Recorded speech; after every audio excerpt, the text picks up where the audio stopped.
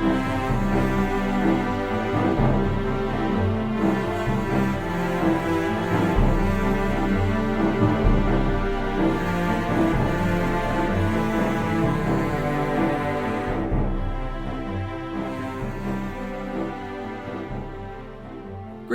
and welcome to The Thirsty Mage, the podcast that's followed more than one road paved with good intentions straight into development hell. I'm David Lloyd, and this episode we'll be talking about some indie games, both ones we'd recommend and maybe ones that we wouldn't. And here to provide a first-hand opinion on the accuracy of the locations found in Broken Roads, a game we'll be talking about later on, it's Paige Chamberlain. Well, see, I've never actually been to Western Australia, and it's set in Western Australia, so I can't actually talk about the accuracy of the locations. Although I did forget to show it to someone because one of the main locations in the game is Kalgoorlie, which is a place that used to have a bomb factory, and apparently I know somebody from there, so I need to ask them what they think of this version of Kalgoorlie. It reminds me of if somebody asked me about Saskatchewan or Manitoba, it'd be like, well, I've flown over the provinces. I haven't actually been there. But yeah, it's funny. We have quite a few Australians in our Discord, so it was funny to see the excitement for Broken Roads. I can attest to when a game comes out that's kind of based on my homeland. There is some anticipation that comes out. Though I've never played. I think it's like Death Road to Canada or something like that. Yeah. I think is the game. Yeah, I can't say I've played that one, but yeah, there's it always sounds very many games set in Australia that we're not counting like sports games. There's been a couple cutesy little indie ones now, so like, it's vague. Like there's, I think there's a few coming out where it's vaguely Australia, but we're setting on like a little island or like no specific location. Like Dinkum is like an Animal Crossing like game that's near the access, and some other little potion shop game, which I think is possibly like the first time outside of sports games, because that would count first, that actually you'd have Indigenous Australians as playable characters. So Broken Roads is possibly one of the first few times. Now there had to have been a Crocodile Dundee NES game at some point. I actually want to look that up now, but though I guess the actors from Australia. I don't. Yeah.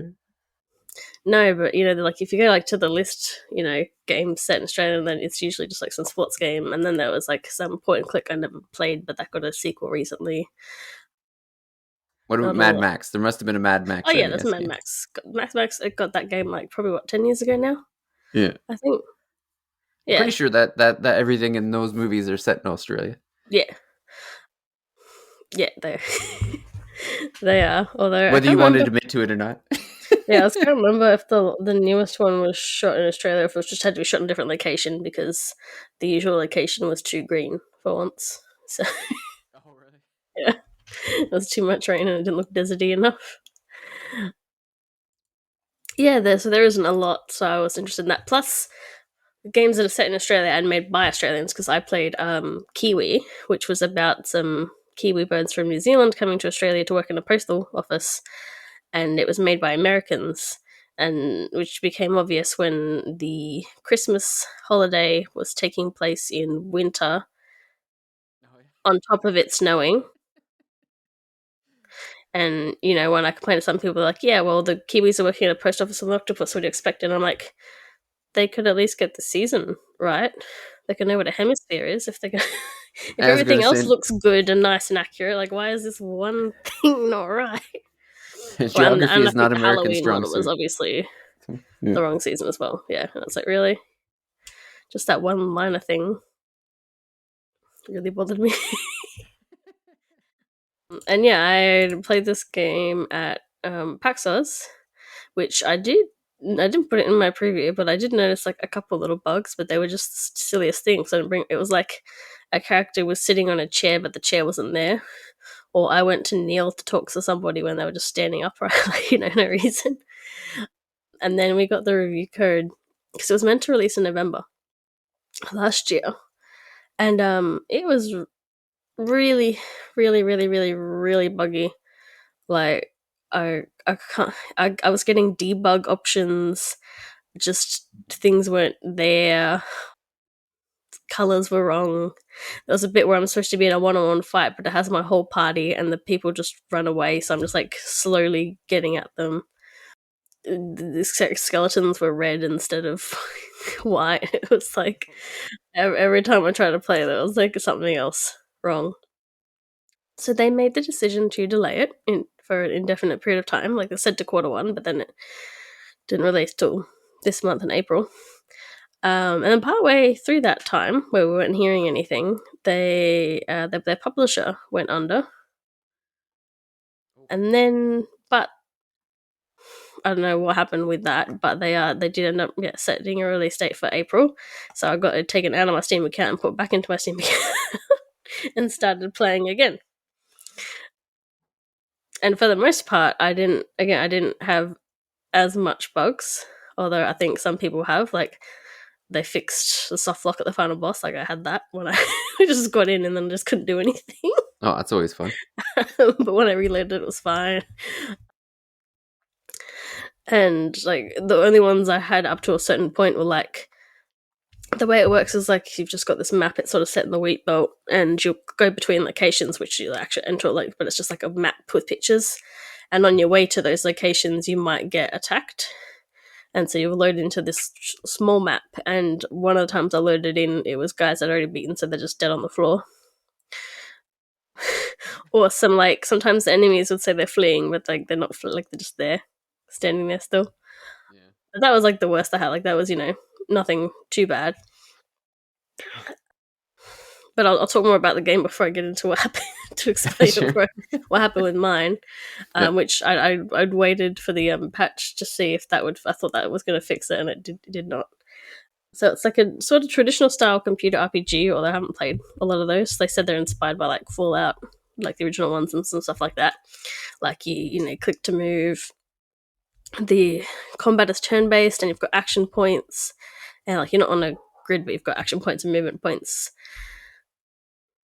And my one problem was that I kept misclicking and using an item or like stepping somewhere I didn't want to, because you don't have to like double tap to confirm to move. You just do it. Oh, okay. Yeah, which is really annoying. Or I'm just trying to like click to get more details. I'm like, oh no, I just threw that. There's also a That's too cover bad. system, which is a bit odd at times. Like everyone's gun seems to have a lot of spread shot, and I don't. Yes, there's issues with like trying to click on a spot because there's a corpse in the way, and then you can't kind of get the right angle. But for the most part, as I say, I didn't have too much trouble with the combat once I realized I had to level up my character. Because I was just trying to save my skill points and not spend them, but like no, you gotta spend, you gotta commit to spend them before you level up. That's a very old school CRPG problem. I've Yeah. played some really old games where actually I was just playing Fallout, the original Fallout on Steam recently, and that was one of the things I found hilarious is that like I'm literally standing above the rat. I have a gun pointed at it, but like I'm inches away, and still the guy manages to miss the rat with a gun, and I'm like, dude, really? Like you're literally standing on him. But yeah, it's just such an old school CRPG thing to be Yeah, I like, no, tried to like play they that for miss, you know. research, but like as soon as I get out of the vault, I'm like, how do I move? I don't, like, how do I do anything? It doesn't even control the way I thought it would. But yeah, the combat was fine once I leveled up. I ended up switching to the hide gun backstory and just putting pretty much all my skill points into the gun ones, because I didn't. Basically, you've got a melee weapon. Well, you can have two of a kind if you want, but normally you'd have a melee weapon and a ranged weapon, so you can switch between them, which takes up an action point. Being if someone gets too close to you and your gun's not really good, you switch to something to hit them with. But I mostly just the guns were pretty good. You didn't really need to bother with that, aside from the quests where I have to get into punch-ons, and then I'm not really good at it. So, but I don't have to do that. And yeah, you got the infinite ammo, but you got to take your time to reload it. Oops, I got to change this. Just gonna...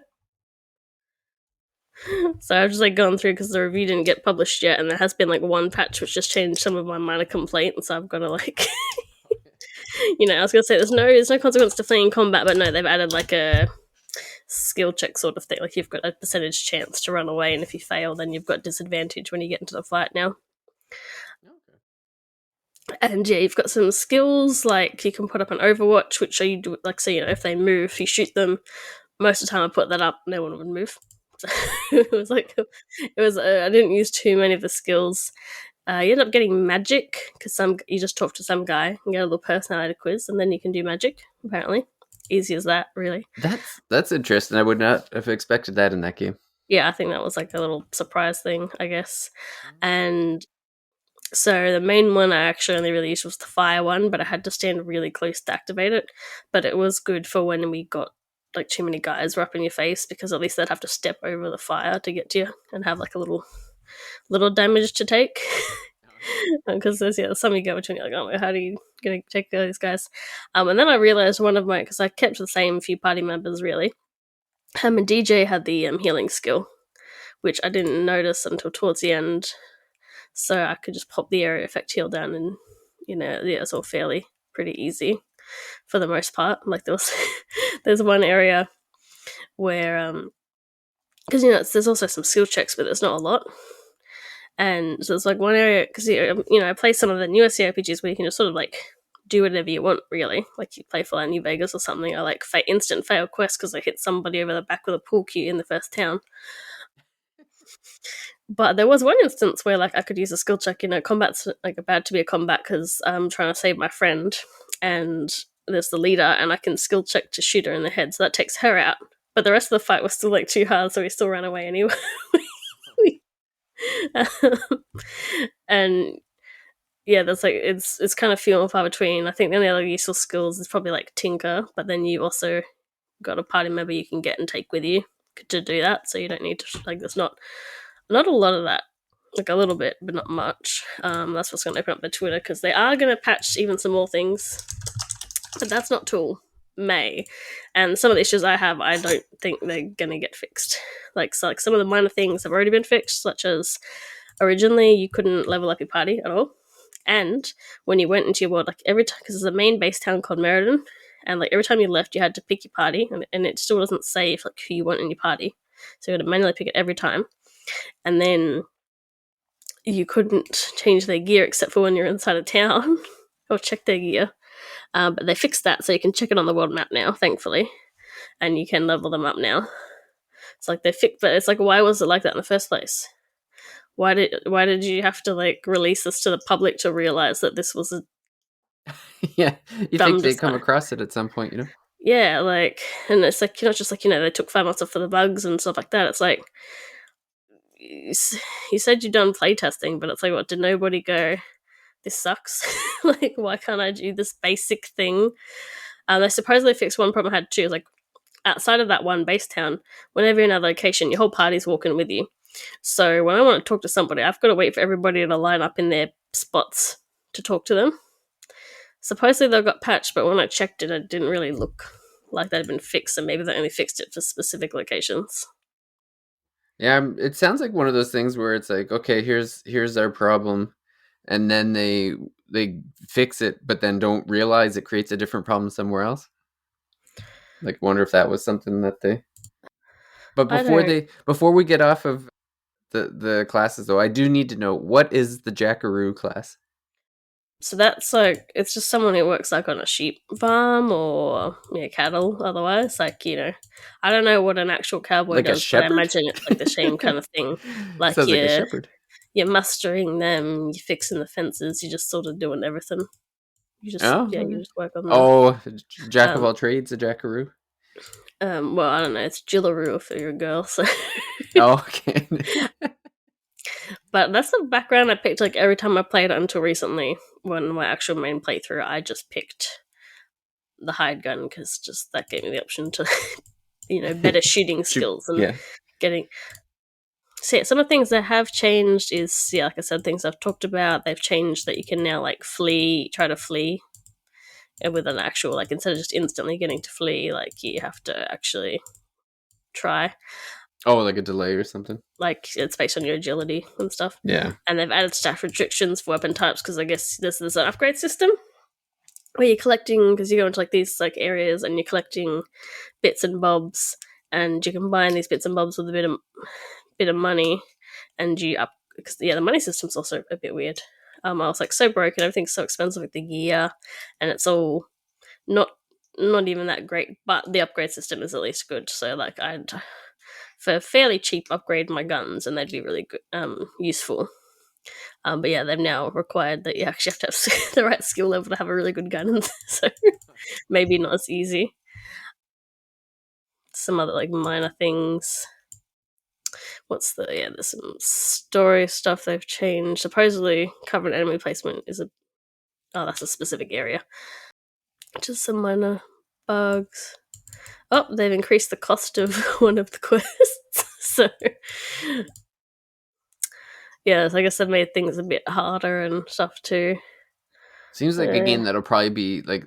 I'm curious if it'll be kind of like a I'm cyberpunk not sure if situation it'll where be it's that like good. I'll years tell of you what fixing. they're planning on fixing, because they've said more fleshing out of the last chapter, which, okay, that might, because, yeah, that's a whole other thing where it was like, I'm trying to, basically where I got stuck is I'm trying to figure out how to get into this town, and I need to either become like a trader, a scholar, a signer, and I assumed that was just to do all the quests in that one particular area, but I was having trouble finishing them. And I had the option to do like their dirty work instead, and I thought I had to do all three things. Turns out I only need to do one, which was good because I could only get one of those to work. Like I needed to like sort of change the leadership in another town, and I can't do that. I failed to do it because the dialogue options to talk to, it says in the quest log, talk to such and such about this or that, and like there's just no option to say it at all, or go to this other place. And I'm like, talk to this one person. I'm like, I can't see them. I can see one person I can talk to a different name, and another person who I can't click on at all. But I was able to do the one bad thing I didn't want to do to get into the final area, and then that one was all pretty quick. And that was just sort of, yes, I think the story is a bit of a letdown. So you sort of start, basically the start of it, I've gone all over the place for talking about this. I sort of went into combat and then complete, and then patches, and then, but the story is you're just sort of whoever, because you pick your backstory, and you've got a job in this nice town in Brookton. It's post-apocalyptic Australia, like post-nuclear, although there's no nuclear problems really. Like there's no rat, like the rat system of fallout or anything like No that. rad scorpions running around stabbing people. There's some mutant stuff, but there's no like you don't have to worry about radiation poisoning or anything at all like that.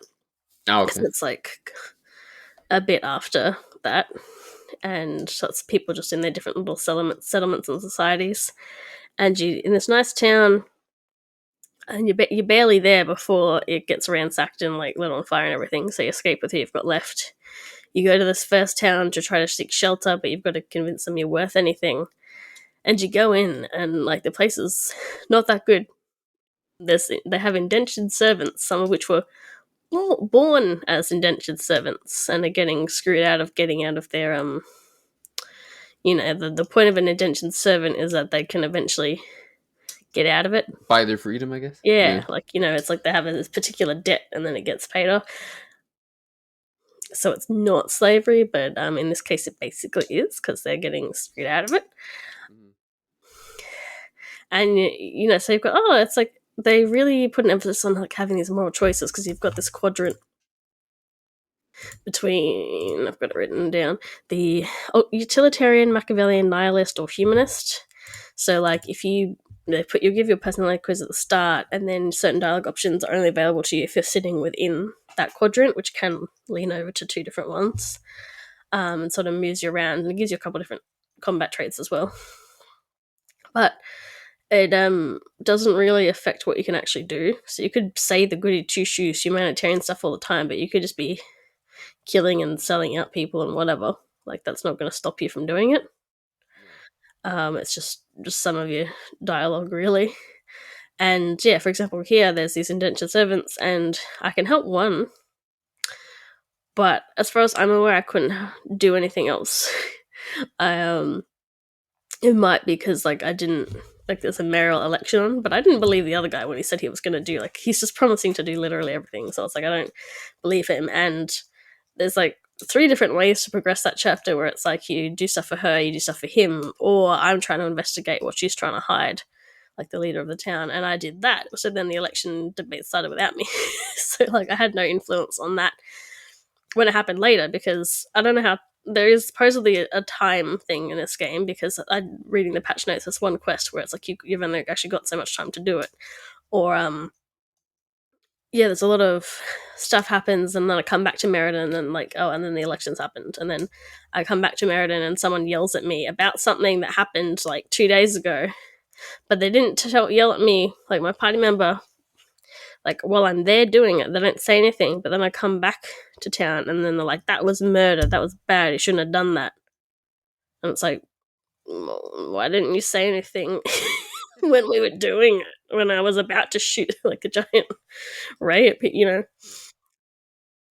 Like one time I was so confused, like I was like, what the heck's going on? Because I got teleported back to Meriden, and it was because I'd like agreed to buy someone's like, it was a goat or something, like an animal. So it instantly teleported back to there, and I'm getting yelled at about something else, and I was like, what the hell? But it was because of the animal that had got brought back. And like this whole other quest where it's I yeah, I do it, and then the next time I come back to town, people yell at me about it, and the next time I come to town, more people yell at me about it and fight me. And then I just shoot him in the head, and nobody says anything about that. Really, like there's a couple comments, but from like the voiceover lines, but nothing, which is also inconsistent with the story, because in the main sort of story part, when someone there's like a minor like explosion type noise in the area, they get a radio call from somewhere else asking like, there's like firing in a restricted area. But when I've shot someone in the head in a supposedly restricted area, there was no problem. Uh, so Apparently, logic doesn't exist in Australia. apparently, um, yeah. So it's just like that's my main sort of issues. You like it's a really big focus on the story, but like I could only kind of go to that one place where you finish off the story one way by really nasty, and the ending to it is just so whatever. And I assume maybe there's a good true ending, because the ending I had was such a downer either way. I'm gonna assume there's a good true ending, and it's just because I couldn't do things the nice person way that it didn't happen. Yeah. Because like that's just not working for me, and that's what I thought was going to get fixed with this patch, because they said, oh, quest logic issues with like Deborah and da da. I'm like, oh, okay, that'll get fixed. No, it didn't get fixed. It's just, and I'm not restarting the game again, because technically I got to the end and I beat it. Yeah. Just not the way I wanted to. But I'm assuming, yeah, maybe there's like one way to get a slightly nice ending, because it was definitely a downer one, and it was like my only like final decision really didn't make much very much of a difference at all. And the yeah, I'm noticing they're rebalancing some of the difficulty thing, because yeah, like the final boss fight, which is like really the only boss encounter, it's like mostly people, or maybe a mix of people and dingoes, or people and some giant spiders and mutants, and sometimes it's really hard because there's a lot of them. But there wasn't, what I played, there was no boss encounters except for the final boss as well. And that was really easy when I did it. I got rid of him in 2 turns, so Oh, jeez. yeah. Not exactly an epic fight. And I didn't even have my full party. Oh, that's funny. Yeah. So yeah, there's a lot of but yeah, they've got what their next patch will be in mid-May, was that they're saying they're more fleshing out of Kalgoorlie in the last chapter, so more reactivity to events in Meriden. So maybe some of that stuff will be fixed if they're saying they're fleshing out the last chapter, because it was like I get in here, and then there's a class system, so I do some tests to get assigned to a class, and then I got like immediately like Chuck didn't hinted at towards where the resistance is, and like barely did. Yeah, it didn't. That section didn't take very long. It was also very funny because they said the game was going to take like 30 hours, and I think that particular playthrough maybe took me 12 or so, and that was with over an hour of trying to get other stuff to work that wasn't working.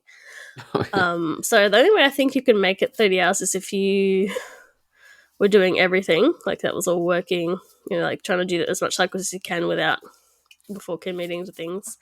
And if you read, there's a bit where you go to like a library and you hand in philosophy books, and then you can ask about them, and you get a description of them or the philosophies.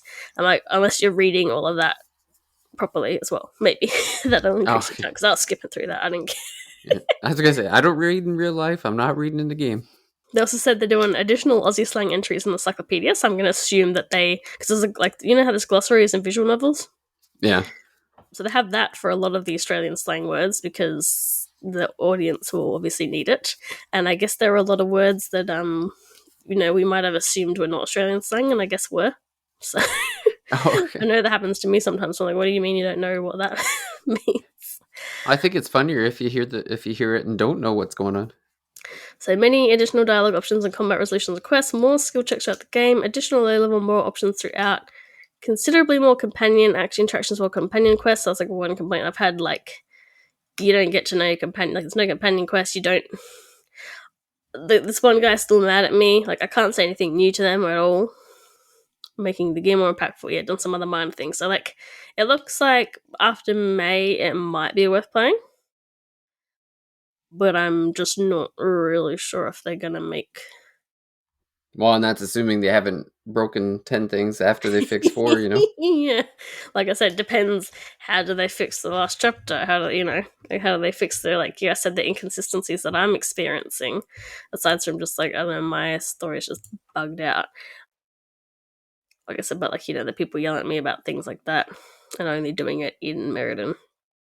Definitely adding the party quest will help, but a little bit. But yeah, I'm just not sure how they're gonna make that better. I basically said the one good quality of the game is the art style because it looks like the traditional, not traditional, because Australia's not that old, but the bush paintings of sheep and trees, and it just looks like those old paintings of Australia, and it all looks like the visual, people look like whatever, but visually, otherwise, it looks really good. And there's one area that's covered in plants, and it's gorgeous, and everywhere the tin roofs have rust on them, and it all looks really good. But it's sort of where I'm at. I didn't bother telling them about this bug that I've had because I told them about heaps in November, and then it got delayed by 5 months, and I'm still having this issue, and it's a different issue, similar, and it's like I'm not I'm not on the payroll for Yeah. QA. Exactly. Why is it up to the people who bought the game to tell you that this isn't that This broken. this Yeah. what's why do you need someone else to tell you to let us level up party members, or that you didn't give them any quests or anything for me to say to them, and they It's all too still bad treat. because it does really does look great. It's funny that because I'm at their site and they're talking about Nintendo Switch version to come, and I'm like, just come on, don't even bother. It looks like it'll be a nightmare. Just focus on what you got there. But yeah, it's a big project really for because it doesn't seem like they've made games before this, or maybe they have just on their own sort of thing. But Yeah, to I'm not to sure kind of about jump the into a history. CRPG with so many mechanics Well, I on think top of each they other, thought it was ready to go in November, but then when reviewers got their hands on it, they were like, "Oh, suddenly everything is awful." It doesn't work. Every time we played it, it was fine. But yeah, apparently they skimped on the QA that either that or the one or two people they have playing it are it's as far as they were aware, it's ready to asleep at the go, wheel. and then they delay it by 5 months, and that's still Yeah. not just the bugs, but also just the game design decisions and not including things. Yeah, I know a I'm few of not too these indie fussed about the developers. voiceover being sort of inconsistent, but they're gonna add some more. Yeah, I know some of these indie developers they don't have they just don't pay for the QA. That they just play it themselves and figure that they'll find it. But it's one thing because when you know the mechanics of things and you know what you're supposed to be doing. It's different when you have Yeah, someone especially coming in with fresh eyes. It's I a don't talk complete too much about how it was in November because that's ages ago now. But how it was when it was supposedly ready, and I'm like, oh my god! I was literally good thing they delayed it because I was gonna ream it, and now it's I'm still reaming it. Just it's not as buggy. yeah. It's just the rest of it's not that great either. It's a tire fire, but it's not a massive tire fire. And that's where I'm sort of man, I think done with reviewing because I had a similar thing when for you. I did like summer in Mara, and there was just design decisions that were awful. And I'm playing through this whole like a much longer game, having to deal with all of this, trying to like get through it, and it was Yeah. miserable, really. And There's then as soon nothing as I'm worse done than with playing it, a they're like, game like "Ah, that. we're patching it to fix these things," and it was like, "Well, why did the reviewers and your Kickstarter backers have to play the version that's complete doo doo? Yeah. Why did it take? You know, That was the bane of my existence when I was like reviewing games often, was that because you always run into the game where you're like, no, I don't want to finish this game. Like, you're telling yeah, me I'm signed up for 10 more, 20 more hours of this mm, crap. Like, kill me yeah. now. It was like I was playing like I'm that. retroactively quitting. Yeah, I was like take the code off my account. I don't want. Yeah, that's right. I want a You could do refund that on Steam, of my like, free game. but yeah, it's like, no thanks, actually. But I had Bandletail, and that was like sort of mid. But I was told that it was going to be like 30 to 40 hours, and I started playing it. I'm like, oh no! And then I beat it in like, what was it? That that's that would Not be a anywhere near that. pro game was half as long as I thought it would be. Yeah, right. Yeah, about 18 hours, a bit less. I don't know. Um, so thankfully, and I'm like, I don't, because they said complete, and I'm like, I'm only missing 2 achievements, and that wouldn't take me too much longer to get those. One of them was to like fail a party. I didn't do that, so and if they made complete, as in like get every skill, that would still take only, yeah, that would only be an extra 10 hours. So I don't know where it was like 40 to. Actually, I think it was more. I think it was like 40 to 60 or something. And I'm like, oh my god. Oh Thankfully, it was god. not that. But yeah, I've just this problem where you're playing the game and then you write your review and then they fix some of the problems or they're gonna fix some problem and then you're like, well, what's the point of me doing this? Yeah. If it was I bought it myself, I could at least wait. I wouldn't have to get it done, or I could maybe get money back if it was like a physical or something. But as the review code, it's like, why am I doing this? Well, hey, this Marquez Brownlee on YouTube is having this exact same issue where he's getting people are giving him a hard time for reviewing a product, and his attitude is like, I'm here to review the product that's in front of me, not the Oh, one was that that may the be one here in with like 6 months. the AI pin or something? Yeah. Yeah, Yeah, like, yeah, he's taking a lot of flack for that, but it's like you can only talk about what's your experience. You can't yeah. make assumptions based on, well, maybe one day this thing will be fixed or that'll be fixed. It's like, no, this is what I got and this is what it Well, was like. like the attitude of like we're talking about Jordan reviewed Aiden Chronicles, and one of the comments ends with "Stop complaining and just enjoy the game for what it is." At the end, and it's like, this is a review. This is Yeah. just, and it was like some of the stuff I got on my like not review for Fashion Dream, where it was like, you should take it for what it is. Don't take into account any of their past work. Don't have standards Yeah. for your thing that they're selling for money. It's You like, did you know, think you're coming here as this isn't a commercial for the game? This is a review of the yeah, I game. think that's also about like the sort of influencer culture and the way people on TikTok and other things make videos. They're all sponsored, so they might complain about the game, like, if it's like a sponsored review versus just a sponsored video where it's not really a review. They're talking about the game, but they're not actually, really reviewing it. And it's like, are they just used to this now?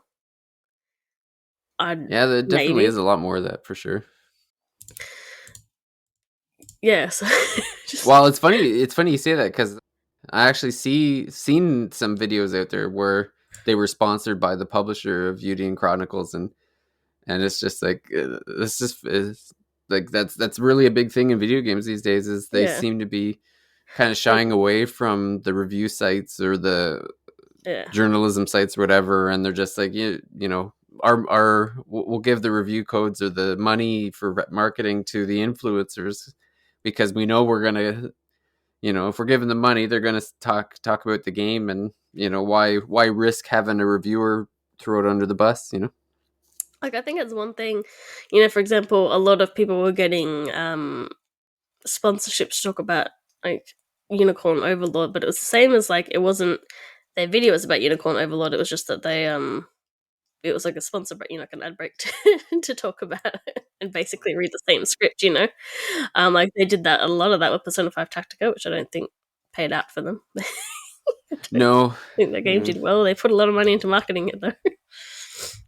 They put a surprising a lot of money into that. Yeah, I get why they did, but it just seemed like that was not like that wasn't yeah, and I necessarily one of those like, hey, you like Persona 5, you'll love this game. It's like, yeah I mm. and you know I liked it and we talked about it, but yeah, it's definitely like it's a spin off. It's one of the it's like fourth spin off of Persona 5 for one thing. Yeah. Some people are turned off by the art style, some people don't want the gameplay at all, and then your back half of the game wasn't that good. Yeah, it's just so funny that they, you know, everyone says you need to market your game more, but then it was like, maybe you shouldn't have marketed your game that much because now you've just wasted. That's right. Sometimes marketing the game is not the issue. And you know, when I look at the last few games I reviewed, I'm like, the last one that I've actually enjoyed was one I bought myself. And if we go back from ones I didn't buy myself, then I didn't like really like one since August. Oh man. Yeah. Yeah. So yeah, I've got a few more reviews to work on, and I think I don't know I'm gonna do YouTube West, but I think well, one of the things they're talking like talking like work, you know, they're doing the meetings and talking about, you know, your well being and stuff, and maybe sometimes something's got to give, and I'm like, yeah, I've already decided that maybe game reviewing's got to go, you know. Then I can play games for fun, and by fun I mean I'm gonna sit there and not know what game I want to play. Like right That's yeah. now, I'm just jumping between like 3 different platforms. Yeah. Well, it's definitely a different experience when, like, for Rebirth, for example, because we don't talk about that enough on this podcast. Like, being able to take your time and not worry about like, okay, you know, I've got this 2 weeks before embargo and this needs to be done. Like, it's just a different experience between Yeah, and it's just like kind the of rushing pressure it of out on time yeah, and like you have actually to taking your play it. time with it. You know? You know, like sometimes we've bought games like we want to talk about on the podcast, and then we just go, actually, we don't like it, and we don't even want to play enough to even be able to talk about it. Like, Yeah. you know, we just like, no, we don't want to do it. And sometimes I felt pressure with like trying to beat a game in time for the podcast too. So, but that one's a bit easier to bail out of. I can just be like, oh no, Yeah. the consequences aren't as dire, I guess. Yeah. We always have backup plans. Yeah. Yeah.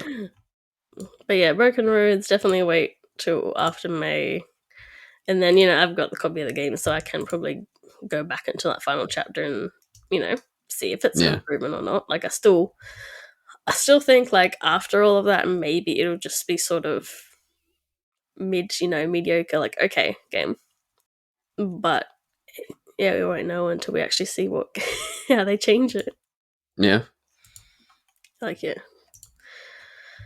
Well, I guess this one gets a buyer beware. Yeah.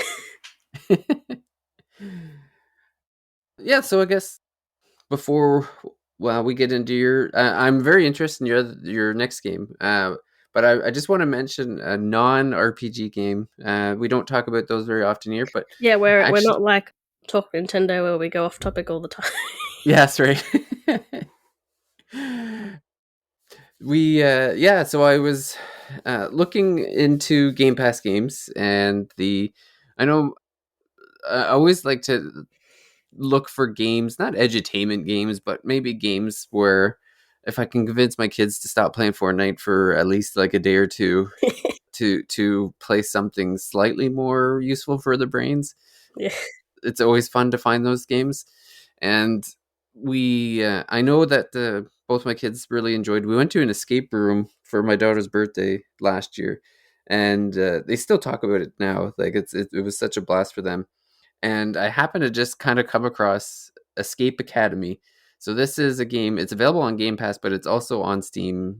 It was when we recorded this, it was on 50% off. But recording times are always weird, so I don't know if it's still on sale by the time you're listening to this. But It's essentially an escape room, a series of escape rooms in a video game setting. So you're playing in a first person setting where the way the game starts off is it's kind of built around this like school for escape artists, I guess. Like so you're actually going to this escape room type area, like store, like a regular escape room. You're going to this kind of rundown shop where there's a teenager or whatever that's supposed to be manning the desk, and they don't really care. And you go into the escape room, and so the introduction of the game is like, here's a little fun escape room that you go into, figure your way out.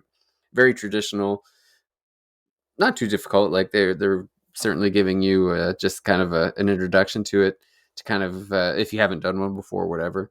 So you do the puzzles, you get out, and then when you come out, the attendant's gone, and then the store itself is the next escape room. So now you got to figure out, well, how do I get out of the store now? So you do another little escape thing, and then it opens up this passageway into the basement, and then it's introduced that the person was actually the headmaster of this escape academy, where you go and it's like this university, and then they just have different parts of the university where you're walking around the campus, and there's like, here's this type of escape room, and here's that type of escape room, and that's all it really is. It's just all these different kinds of escape rooms. But so far we've done 4, and they've all been pretty fun. We've completed them all. There's time limits on each one, and if you get stuck on something, there is a hint system that you can hit, so that you can be told like, okay, this is what you should be focusing on, or this is what you should be thinking about. So we've never been stuck yet. Like I said, I think we've been through 5 or 6. I believe the game has 12 escape rooms total so far. I know I've seen like advertisements, I think, for more that are potentially coming. But the other neat thing about it is that it has multiplayer. So it's either couch co-op multiplayer or online multiplayer. So if in couch co-op, you got 2 controllers, they just split the screen down the middle, and then you just walk around helping each other solve the room. So you're basically both in the room, and you're free to go wherever you want and figure out the clues and try to escape. So I mean, not too many couch co-op games these days, so it was kind of No, interesting to see that. especially like outside of Nintendo and things that are trying to be like overcooked. Yes, and it's definitely useful if you've got like a few people in the room too, because if only one person is using it, it quickly becomes a shouting match of, no, like, no, look over there, no, look over there, no, look over there, no, you're hitting the wrong thing. So What? when you put a controller in each person's hand, it gets much less confrontational. Well, it certainly sounds like it's what you wanted. You're wanting it for. Yes. Yeah, I'm a big puzzle hater, so it definitely doesn't appeal to me at all. Yeah. That's like your I nightmare always game then. played my like video games, and then they put puzzles in there, and I'm like, how dare you? Yeah. See, that's another thing about Ruin. You get stuck on something, and who's going to help you? You Oh want to yeah. tell the developers you can't figure something out? You want to do that? Yeah. Especially like sometimes you're talking through like a middle part. You're usually talking with at least one person between you. It's like, Well, yeah, that's it. Like, especially when you're reviewing and the game's not out yet, you're like, no, you're just making it up at that point, yeah. or something. Like I Yeah. said, you can talk to the PR to then talk to the deck. Get back to you like however Oh long. yeah. Yeah, Well, yeah. That's the thing is, you even when you usually have questions, the PR people are so busy that it takes forever to hear back, or they don't. And usually the PR person has no clue either. They're like, well, I guess I have to go ask the dev, and then by the time the broken telephone, yeah, you probably figured it out, or asked somebody else, or found someone else reviewing it or something. yeah. So yeah, no, I don't like puzzles. But it sounds like it's for you. It's good for kids and local co-op, and it's Yeah. not too hard. Nope, no, it's fun. I'd recommend it. So, especially if you got Game Pass, because it's part of the membership. But we got one more game to talk about in this episode, and I don't know if I even want to attempt to pronounce this one, but I guess I'm mandated by contract. I will give it an attempt. This is a Slovakian game called Felvidic. I hope I'm somewhere close.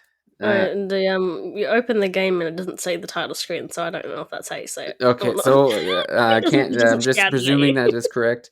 Yeah. When you told me what the game was, I thought you were having fun with me for a minute. Like, there's no way the game's called this.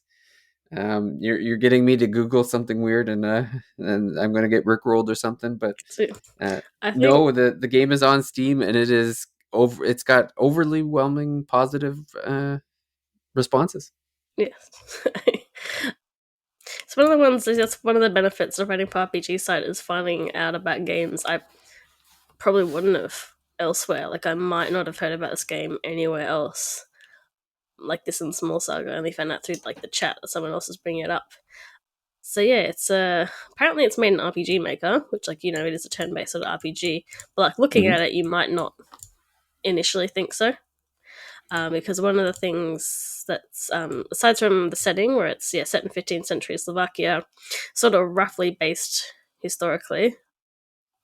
Like some people got starting to say like, oh, such and such one existed. I'm like, yeah, well, the dev was basically like, well, it's a game about fighting like cultists with like mutants and stuff. So it's not, it's just the vague setting, not particularly meant to be exact. And the main character is an alcoholic knight because obviously he is a you know Eastern European man.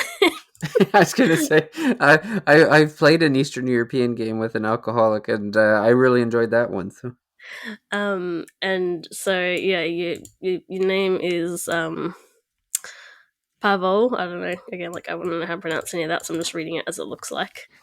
yep. And yeah, he's a knight. He's drinking. It has some of the cutscenes are like, I guess you'd call them FMV. I don't know, but not really. I don't know. FMV is only live action, isn't it? Or is it anything? No, I think it's any kind of motion. Like Okay. I've seen the trailer, and Yeah, I would call them definitely not. FMV videos. Definitely not in engine because then No, no. cutscenes look like sort of PS1 graphics. That Yes, that's low what it looked like poly to me. vibes, and then the rest of the game is 2D. With it's like using I guess photos a lot. Like you open the game and past that cutscene, you just see Pavel smile because he's just got this big grin stuck on his face every time he shows up because it's the same, I guess, portrait or sprite.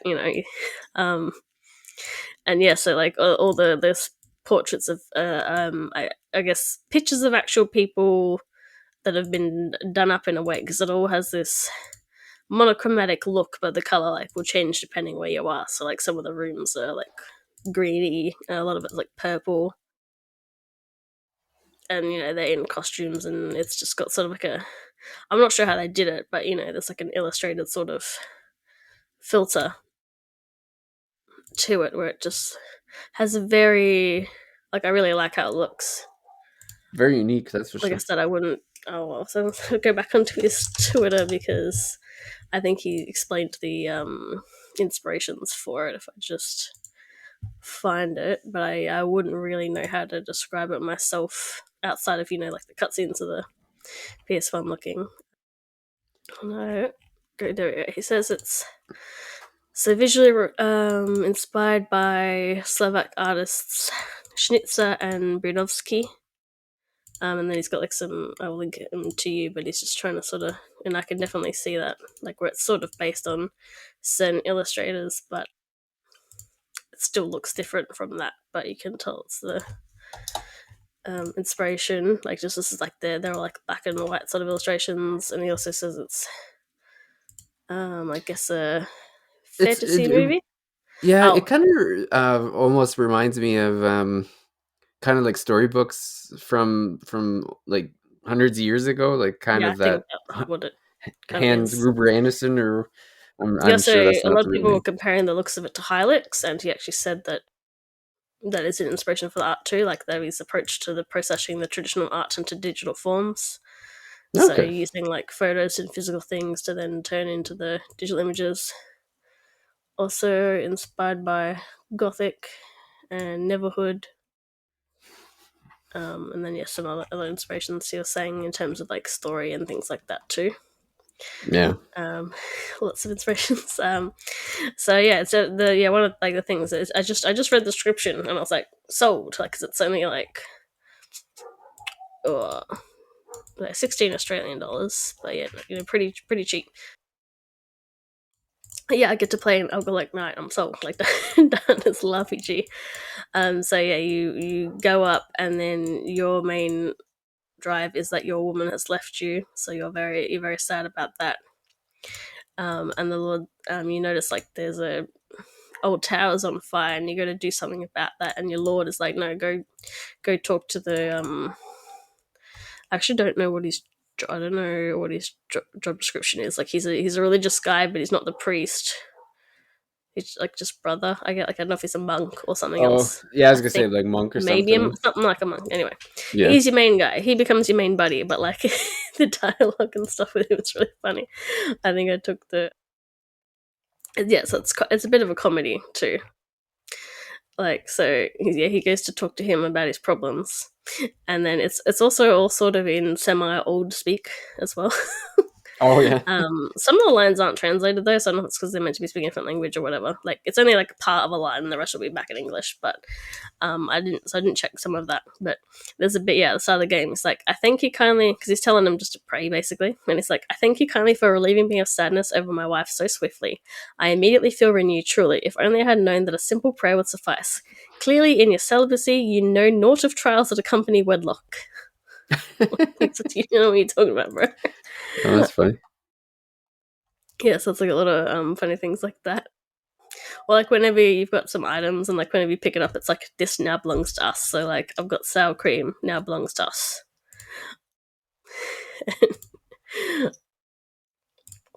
So it's a bit of a, but yeah, back to this. Yeah, so you know you go to investigate the fire, and it seems like there's some because what's going on there is like there's the Hussites, which are like anti-Catholic Christians, but they're very crusadey and like they're forcibly baptizing people and stuff as well.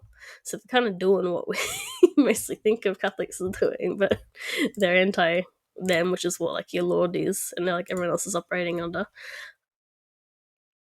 But there's also some like some like the Turks and stuff going on, and you find out that there's like a cult, and they're doing very strange things that are like mutating people. So you're basically finding your wife who seems to be involved in it and investigating what's going on with this cult. And yeah, it's like this pretty short game. I beat it in about I think my total playtime was 4.5 hours because I saw the game over screen a lot. Because Oh, yeah. definitely like get your saves in. Because you know this guy's like, "Hey, come here, I'll take you to paradise." I'm like, "Yeah, sure, bro." And they just beat me to death. Like I can't do anything about that. It's just it's like several guys and Sometimes you just just you. gotta see what happens, you know. Yeah, so like things like that, you know, Mm. or just not knowing what to do in a fight because it's the system is like nothing like replenishes until you go to like a shrine at a church or something. So I was often running back to get my free heals instead of spending any items. And that like your MPs, which is like called tools, because you do feints, which is like your special attacks. The toolboxes you can only use them outside of battle.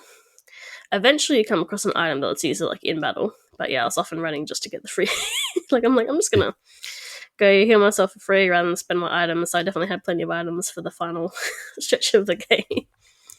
And upgrading your equipment, or like just sometimes I'm like, no, I'll come back to this later, and then I find out I don't have to fight these guys on. I can actually get someone to scare them for me, or things like that. And so some people have put a lot more time into this game because there's a lot of side stuff, and there's some quests I couldn't forget to do. Like someone said, they get a painting, and I just didn't know where to get one, so that didn't happen. There's like one point where you got into the forest, and I encountered into a fight, but I wasn't ready. So like when I reloaded back in, I was like, I'll do that later. But I ended up them saying like, "Oh, it's time to rest." So I never ended up doing whatever that fight was because I had done the allotted amount of things I could do apparently. So that's the gist of it. It's just not really. I don't think there's any puzzles in it really. It's like side quests and stuff like that. But it's quite it's funny. It's just it's just something different. It's a nice short little game, but there's a lot of extra secret stuff to try and find. it's got a very interesting art style. I didn't actually. That's why I didn't talk about the animations. So in the battle, you've got your feints, so like you do a half sorting to lower the defense, things like that. So it's sort of motion. Not it's definitely not rotoscope, but like it's sort of again, it's just like film of the like some arms because it's like you're fighting in a fight and it's first person, so it's like you've got portraits of you at the bottom, but it's you're just looking at the guys in front of you that you're fighting. Yeah. So then, like, yeah, the arms will come out and like stab the sword a certain way, and like it will have that filter, so it all looks like it's part of it. But it's like yeah, it's very cool to see like and your healing item is wine. So you literally like you go to heal and you just like pop open the cork and go glug glug glug, and it's like first person you drinking. Yeah. And there like the little Steam review I submitted was that pouring one out for the homies revives them because the Oh man. revive item you literally like pour the bottle on the ground. Yeah. It, it feels like Oh, this game has a lot of Disco Elysium vibes because it's like that Eastern European, and it's like the guy like drinking alcohol to heal yourself, and well, the East European dev, so it could just be you get similar things from different culture, like the similar cultures and stuff. I yeah. also totally forgot to talk about the music because, like, what do you think the soundtrack to this game would sound like? I don't know. I almost want to like it'd be too simple to be like some kind of orchestral thing, No, but I don't know. it is like I'll It's not the right timestamp. Thank you. It's like I'll link you to it, but it's like prog rock, I guess, is the Oh, term. really? Yeah, it's like you go into the battle music and it's very funky. And yeah, so it's you getting more of like a 70s sort of vibe from it. And I really like the battle theme, which I think most games you like the battle theme. That's usually where the strongest song is. But yeah, it's definitely not what it took me by surprise in a good way. Yeah, so I don't know if I'll link it to you and maybe you can play something of that particular song. The second song Does is that the sound battle familiar? music. Yeah, the Yeah, that's interesting. the second song in the list is I think is the battle music. So Let's see if I can jump to it. yeah, that one. Right. That that sounds pretty 70s. Yeah, that's what I said. You like that's not what I like. I like jumped into battle and started grooving, and I'm like, this. Yeah. I'm not complaining. But I mean, to be fair, that might also be like some of his inspirations were like movies from then, or just he just likes that music, Oh maybe. yeah. Hey, maybe he's from these older from the It's 70s or it's something. it's it's just nice to find like a medieval set game that's not forcing itself to sound medieval. Hey, when And you're a small indie developer, you got to find ways to stand out. Be yeah, different from everyone. yeah. So that's definitely if you want a short little RPG maker game with some humor and to not play in front of your kids, then I, Yeah. I definitely recommend this one. Cool. Yeah, Well, yeah, that's. I feel like it's been a while since we've really focused on too many indies. We've had some lots of Square Enix related episodes. We've had. I mean, the whole front end of the year has been just kind of a condensed release schedule of like AAA bangers. yeah. And before recording, you and I we were looking at the schedule and thinking like, man, like it seems like it's this year might be. It You was might so have front time to loaded catch that up we were like, afterwards. yeah, we were we were so thinking of like, oh, this is going to be such an amazing year for RPGs, and then but then it's like, oh, it just seems very front loaded now because we're looking at the months coming up and thinking like, oh, there's been a few disappointments this month, and And it's looking a little bare, and some will get announced still, but for example, people are assuming that Nintendo maybe was supposed to do Switch 2 this year and they didn't. So, like I said, the only new games from Nintendo this year that we know of, Princess Peach Showtime and Endless Ocean Luminous, and neither of them are developed within Nintendo themselves. They're by other developers. Sony said that they're not doing any big games this year. Xbox never has any games, so don't need to worry about that. Yeah. Actually, I feel like Atlas is the one that's pulling its weight. 2 remakes and a new game this year, and that Yeah. Well, yeah, we'll have Metaphor in the fall, so yeah, or so they say anyway. yeah. Like if they do that, like if they don't delay it, that's like three RPGs. I mean, 2 Yeah. of them. One's like a fixed up port, and one's a whole remake. But still, that's like 3 whole games RPGs just by not even a public. Well, yeah, Atlas is. I guess they are a publisher. Well, no, I think like Sega owns them, Yeah, so so yeah, that's what I technically mean. it'd be They're more Sega. like their development company, I guess. Multiple Yeah. studios, but like teams. But yeah, it's really they kind of carrying it, And then we got all those big hits at the start. So yeah, there's like we've gone through, and we've got this month we've just had Broken Roads, Aiden Chronicles. I think we both agreed we're not getting Saga Emerald Beyond. So No, it's not looking that way. I'm unsure on Stellar Blade and Sandland.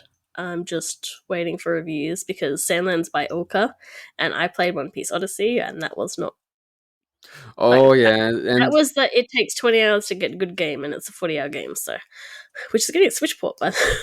yeah, who the Sandlands by someone famous though, right? Yeah, Toriyama.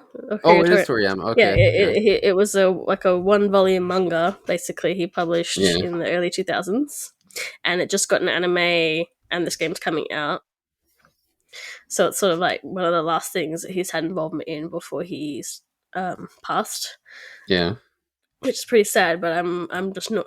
The demo was like, I don't know if you downloaded the demo for Sandland. It was like a press demo, like a trade show demo, because it just Oh, dropped in. There's no story. It's just like the combat in the desert, and there's no direction. Like it's like one of those, except there's no person telling you where to go or what to do.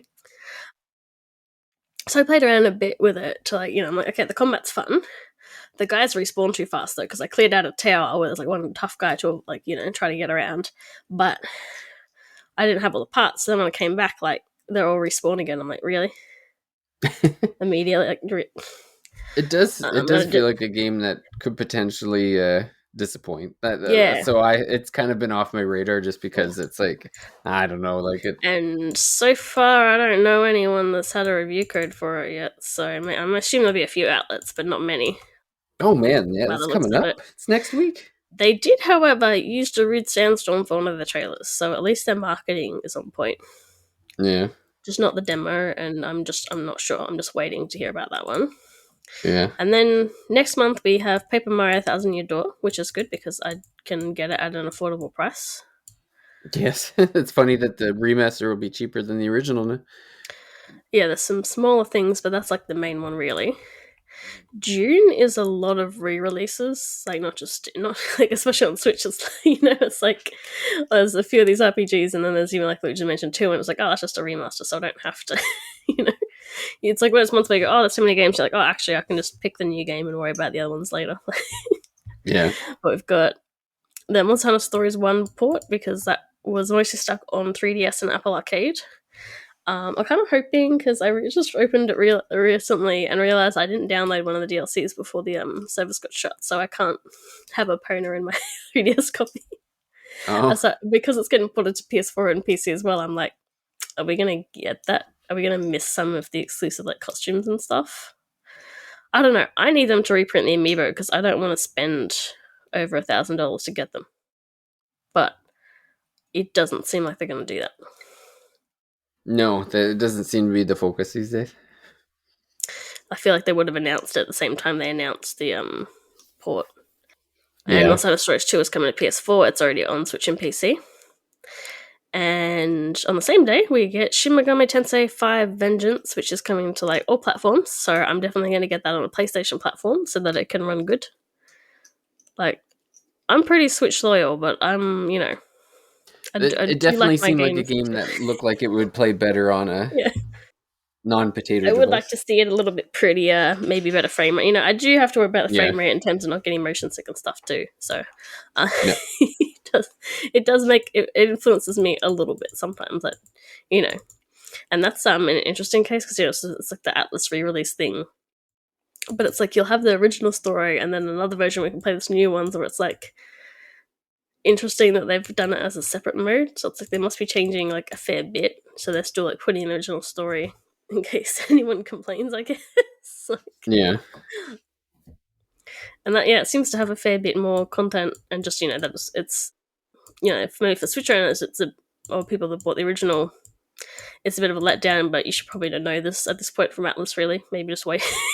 If you yeah, really like this stuff, you know what, you're on a budget, maybe just wait until they re-release. But for people on the other platforms, they get to experience it. Oh, and Elden Ring DLC.